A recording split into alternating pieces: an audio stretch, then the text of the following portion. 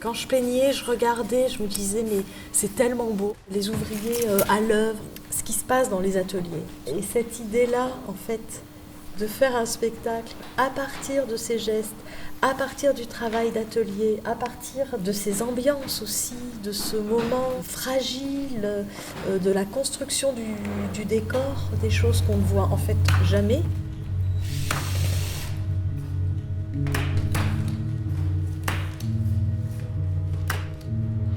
Tout cet envers du décor, tout ce qui se passe et dans les ateliers et aussi au plateau, dans un montage avec la lumière, avec le son, avec tout le travail de machinerie qui est mis en œuvre pour arriver jusqu'au moment T du spectacle.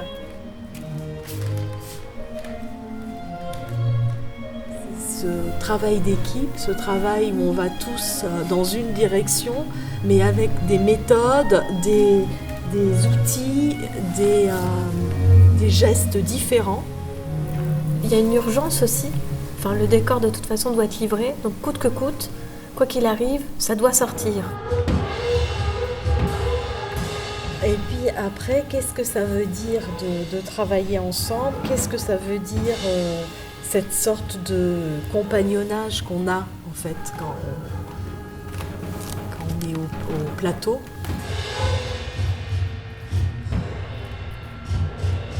Les ouvriers en fait, voilà, tout simplement. Ce monde-là, ce monde des ouvriers, ce monde de l'envers du décor, ce monde des soutiers, des techniciens, qui fait aussi partie de ce monde du spectacle. Et en fait, qui crée même la magie.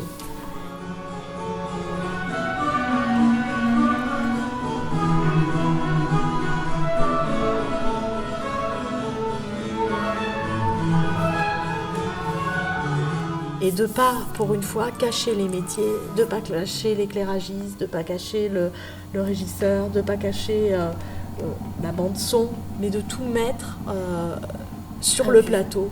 Tout ce qui d'habitude est occulté, on a envie de le mettre là et d'en faire de la poésie. Pouvoir entremêler tout ça et de le faire dialoguer. Et l'Odyssée, parce que l'Odyssée aussi, c'est une aventure. Parce que c'est aussi comme un petit opéra. C'est-à-dire c'est un opéra pauvre, presque. C'est comme l'opéra de Katsu.